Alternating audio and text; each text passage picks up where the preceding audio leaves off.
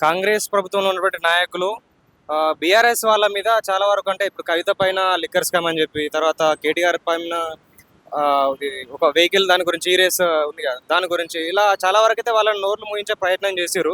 So ఇప్పుడు BRS వాళ్ళు కాంగ్రెస్ వాళ్ళను ఏ విధంగా వాళ్ళని ఎదుర్కొనే అవకాశం ఉందంటారు? ఇప్పుడు నార్మల్గా ఏ గవర్నమెంట్ అయినా ఒకటే. ఇప్పుడు వీళ్ళు వచ్చేసి వాళ్ళ మీద చెప్పుకోవడం లేదు. ఇప్పుడు బీఆర్ఎస్ వాళ్ళు అంటే చెప్పుకోవాల్సిందంటే వాళ్ళు చేసిన పనులలో మొన్న వచ్చేసి మనది ఇది హైదరాబాద్ సెంట్రల్ యూనివర్సిటీ ఆ విషయం మీద మోస్ట్లీ మనకి రేస్ చేయగలుగుతారు.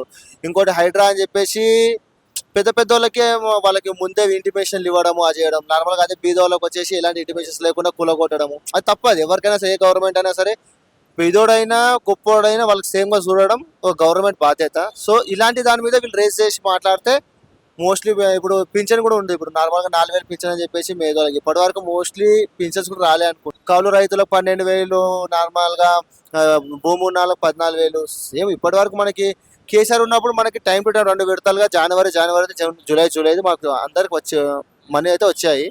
ఈ గవర్నమెంట్ వచ్చినాక ఏవి సరిగా లేవు. అవి కాకుండా వీళ్ళు పాటించే కొంతంగా ఇప్పుడు హైదరాబాద్ సెంట్రల్ యూనివర్సిటీ 400 ఎకరాల కోసం అని చెప్పేసి అన్ని చెట్లు నరకడం.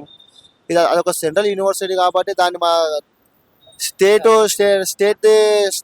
ల్యాండ్ అని చెప్పేసి మన ఇష్టం వదిలే చేయలేము కదా. అది ఏదైనా ఒక గవర్నమెంట్ సంబంధించిన ల్యాండ్ గవర్నమెంట్ దానికంటూ వాళ్ళకు ఏమైనా ఆలోచించి చేయాలి పనులు.